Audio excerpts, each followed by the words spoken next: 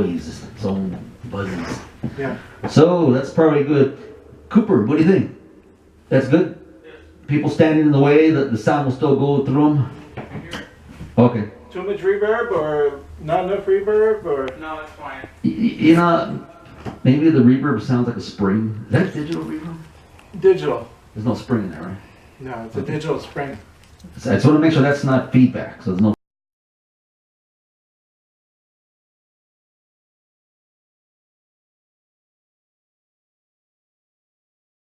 And do it twice. I'm sorry. Ah! What's it?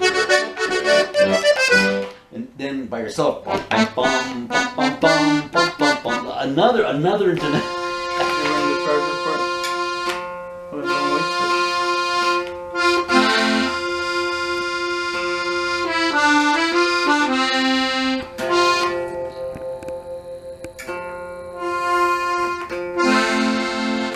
See?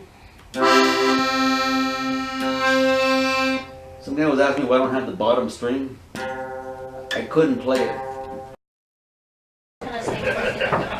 Have a seat, you guys. I can fit 13 people. Come on, I worked so hard to get seats. Have a seat. Have a seat.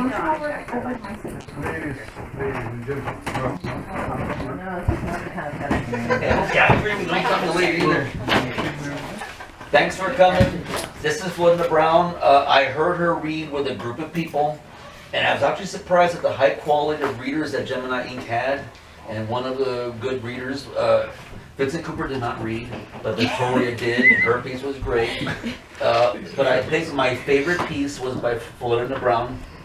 I want to say that I was into Chicano literature back in the 70s, and I read the stuff when, if you said something like, my mommy made tortillas in the mountains of New Mexico, that was a radical thing in 1963, very radical.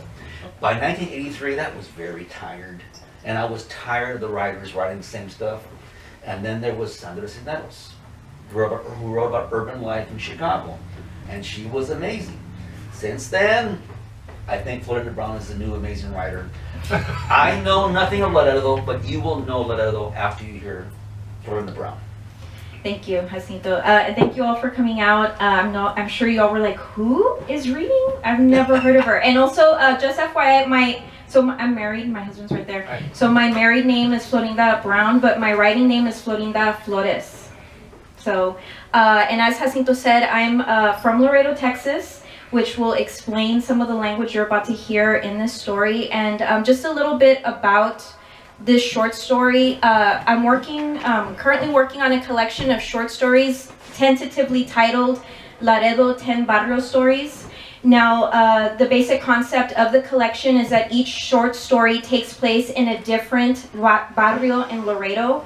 And if you're not familiar with Laredo, we have a lot of really interestingly named barrios, like Sal Si Puedes, Ghost Town, El Rincón del Diablo. You can't make this stuff up. It's amazing. So that's kind of the premise of the collection of short stories.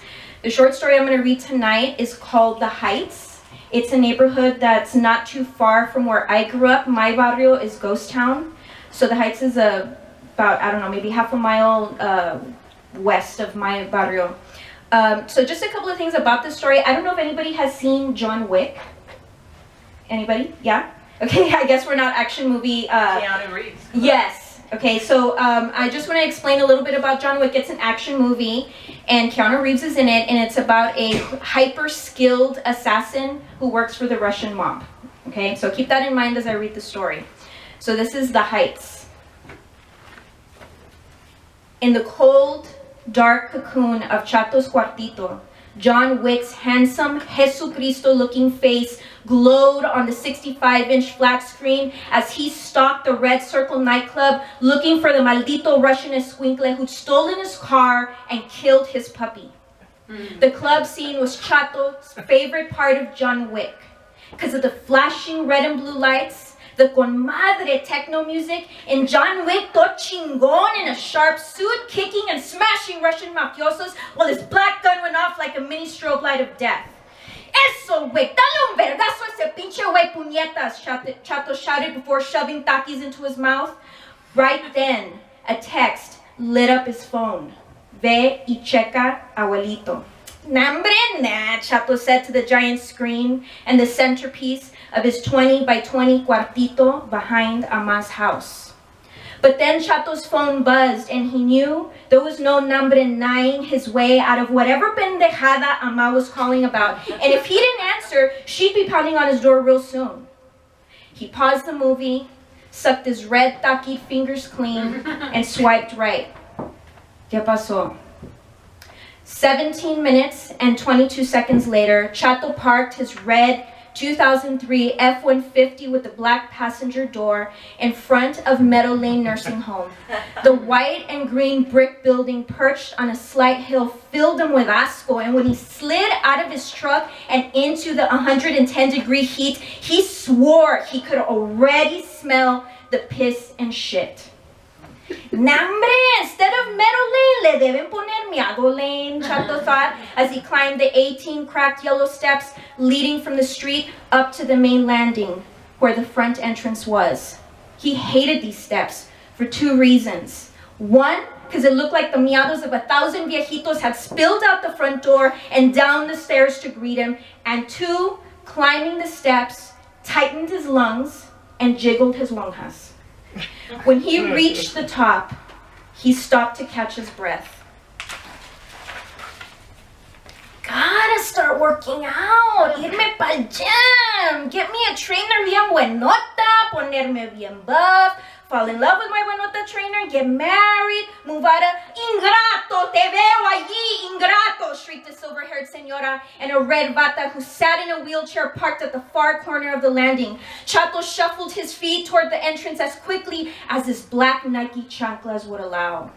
He wanted nothing to do with la viejita de la bata roja, who now pointed her cigarette at him with one hand and wheeled over to him with the other, all while shrieking, "Te veo allí, Manuel. Eres un hijo ingrato que abandonó a su madre. In and out y me voy." Chato yanked open the heavy glass door and lunged into the safety of the waiting room. The door shut behind him with a thud before the shrieking señora reached him. He hated to act so maleducado, but every time he visited Abuelito, the same viejita de la bata roja mistook him for her husband Toño or her son Manuel. One time, she cornered Chato in the hallway with her wheelchair and whispered, "Hey, Toño, mira lo que tengo aquí." She then pulled a long, beige tube sock out of her bata. Chato didn't realize it was a breast until two nurses screamed and ran to cover the lady. He was so traumado, he swore it'd taken 5 years off his life. Entering the front lobby, a sweet chemical smell, part fabuloso, part pine sol, assaulted his nose, but he could still smell orines. He scanned the empty lobby. In and out y me voy, todo slick como John Wick in the club. Chato approached the front desk, where a youngish gordita with big brown eyes and painted-on eyebrows scrolled through her bejeweled phone. At the sight of this, Mami Chula, he stroked his mustache in case Taki Creme still stuck to it. Chato leaned on the brown laminate counter and said, "Hortensio Mendez, por favor." Mami Chula's eyes didn't move from her phone. He cleared his throat and spoke louder. "Hortensio Mendez, please." Nada. Mami Chula didn't even blink. He began again, "Señorita," but before he could finish, a short blonde, güera falsa, nurse in teal scrubs stomped over to the desk. "Sir, we've been trying to get in touch with your mother, but she won't answer her phone. Mr. Mendez's behavior is out of control and she needs to know about it."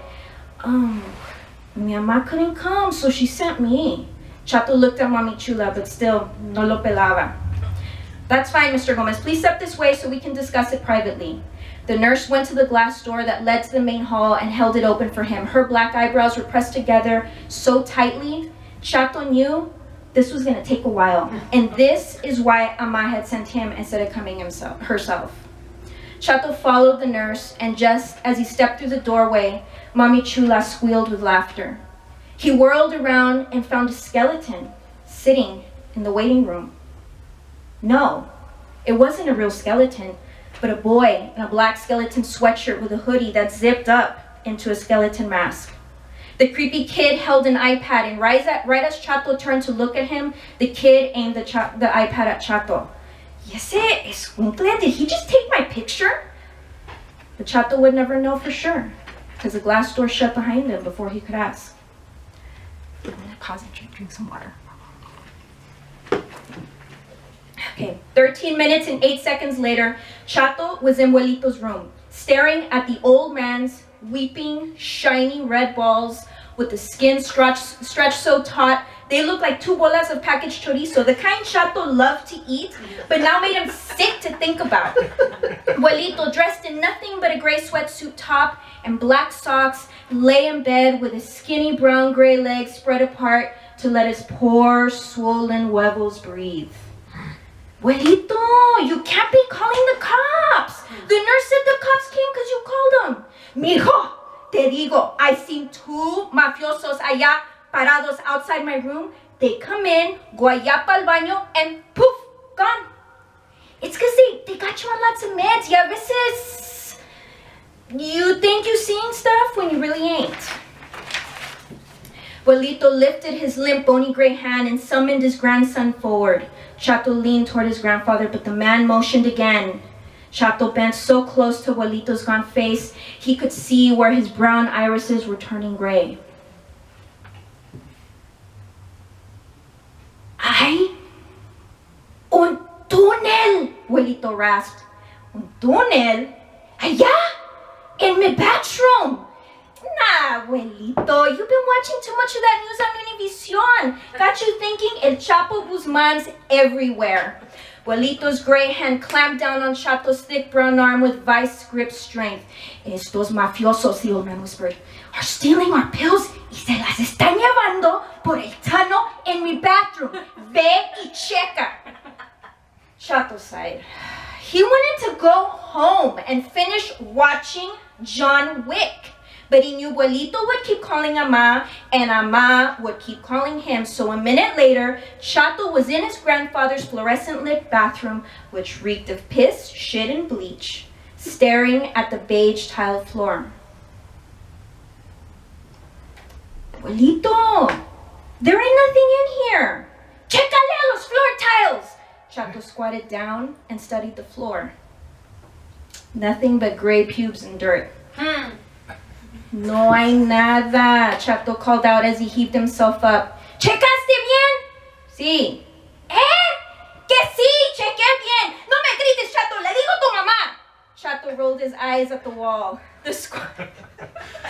Sounds like my grandfather.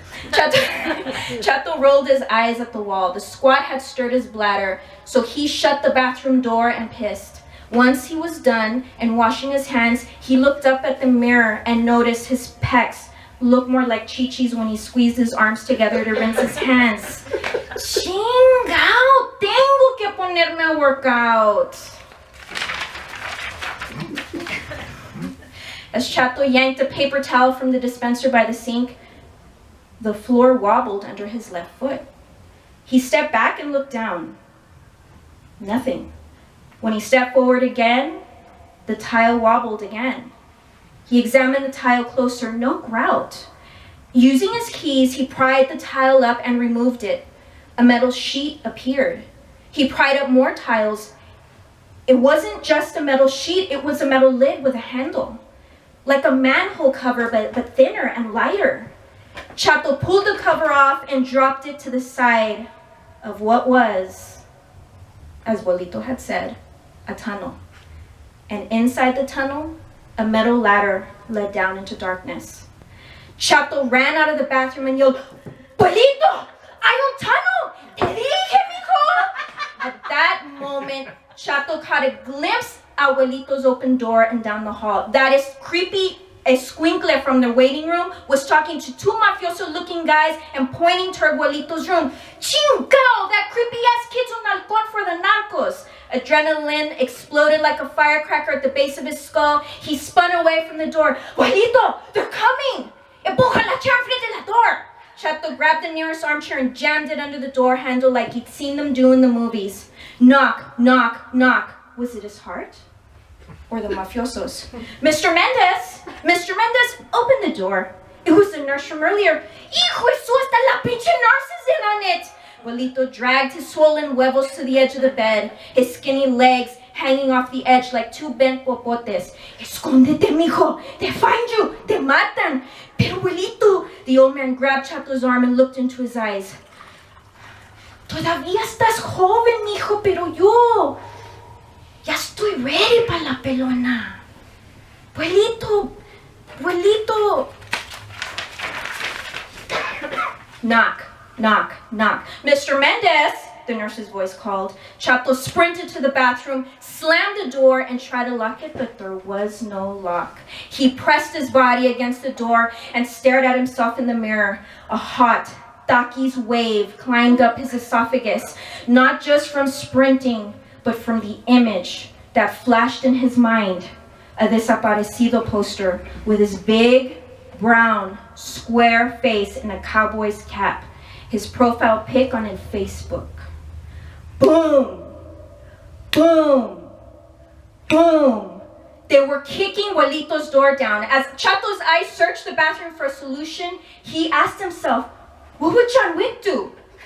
Chato's gaze landed on the black gaping hole under the sink. It said, Métete, pendejo. Dun, dun. So that's about half of the story. And so you'll have to wait, hopefully, until it's published to read what happens to Chato when he goes through the tunnel and comes out on the other side. Is complete. Well, they're all complete, but I'm only reading portions of them. That's tonight. Read a nasty one. So well, actually, let me ask Jacinto, since we're obviously at his house. What do you want, Jacinto? I like humor and nasty.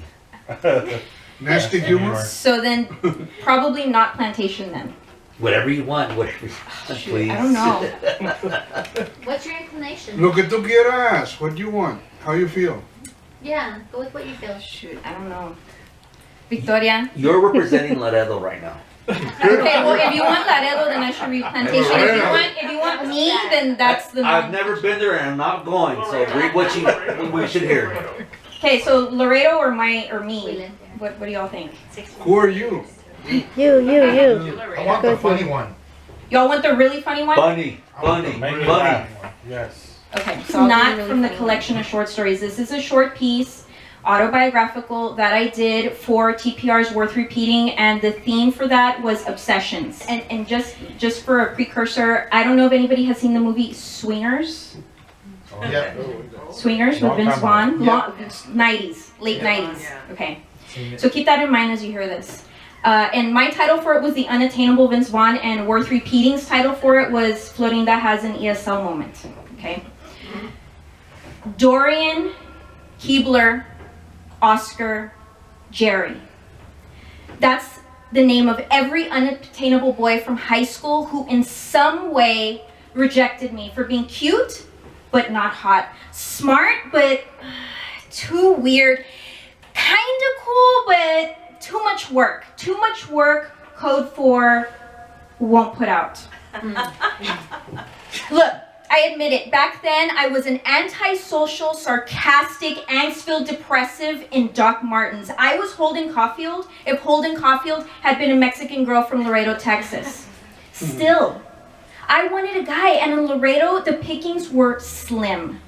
So when I was accepted to UT Austin in 2001, I was so excited to enter a much larger dating pool, and that's exactly what it was. A huge, glorious fountain of guys. But it didn't matter because the only ones hitting on me were creepy potheads who all had the same pickup line. Sup?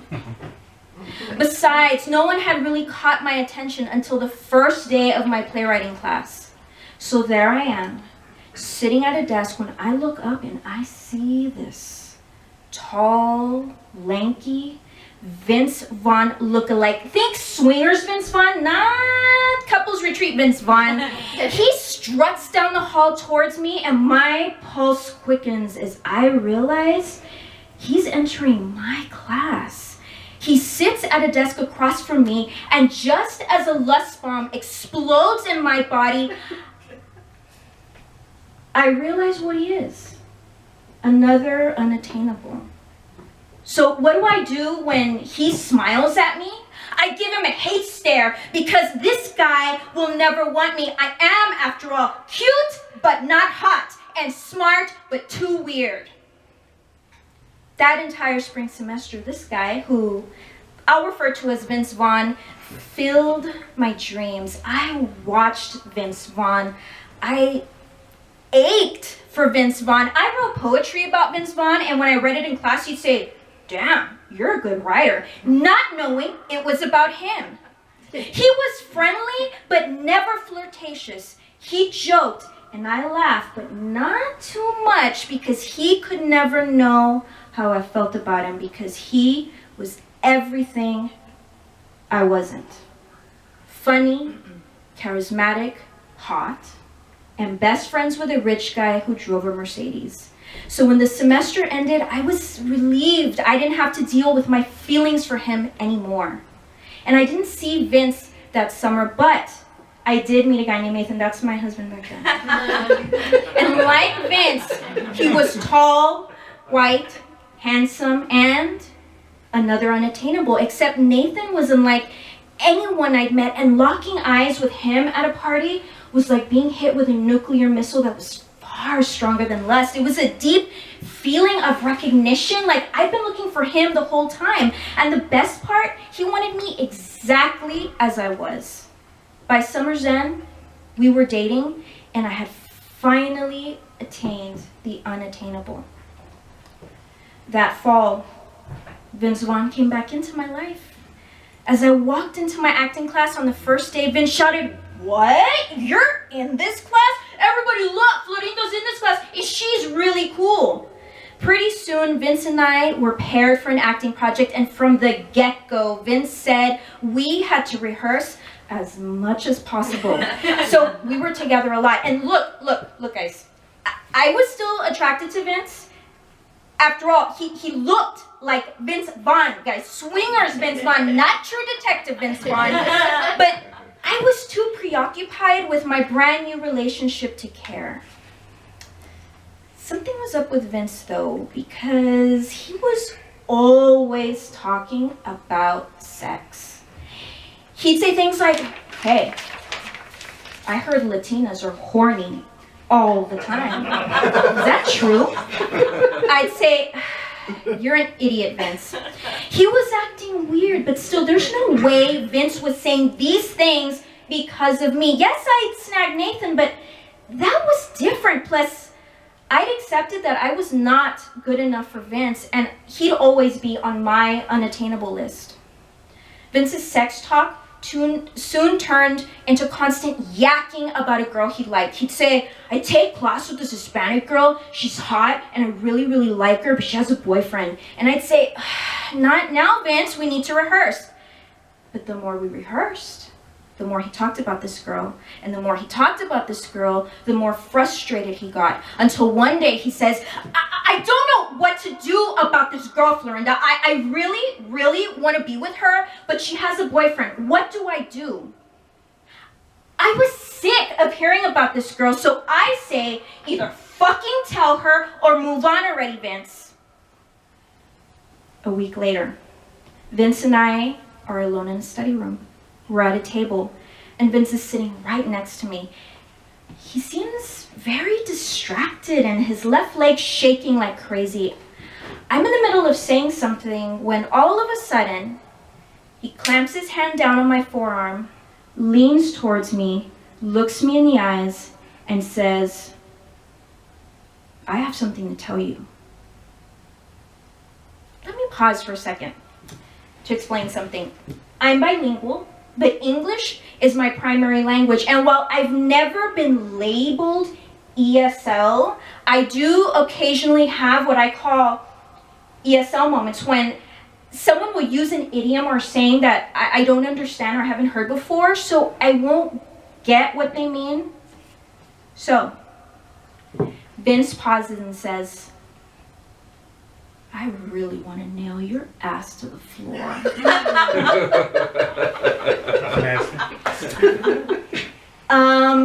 At that moment, hammers, nails, and butt cheeks flash in my mind as I try to process that phrase. This feels monumental, but I can't wrap my head around his confession. And how exactly do you nail an ass to the floor? Logistically speaking, it doesn't make sense. But it sounds really painful, so I think Vince Vaughn wants to hurt me. He wants to hit me with a hammer. Why? Because I'm a terrible actress, a shitty scene partner? Terrified and confused, I turn away and say, so which props did you want to bring again?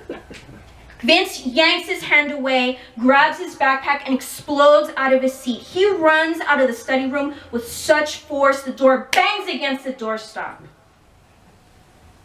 I don't tell anyone about that moment, not even Nathan. Something about it embarrasses me, so I pretend it never happened. After that, Vince was friendly, but distant. We finished our acting project and moved on to other things, and right before I graduated and left UT, I saw him kissing his new girlfriend. She was beautiful, skinny, confident, and outgoing, perfect for him. Even though seeing them kiss hurt a little, I was happy for Vince. She was everything he deserved. 2 years later, Nathan and I are married and living in Laredo. One day, out of nowhere, Vince popped into my head. I was still puzzled over his confession, so I Googled, I want to nail your ass to the floor. When I read what it meant, I shrieked. He wanted to do what? I couldn't believe it. For Vince Vaughn, I was the unattainable. That's it. Hey! Outra!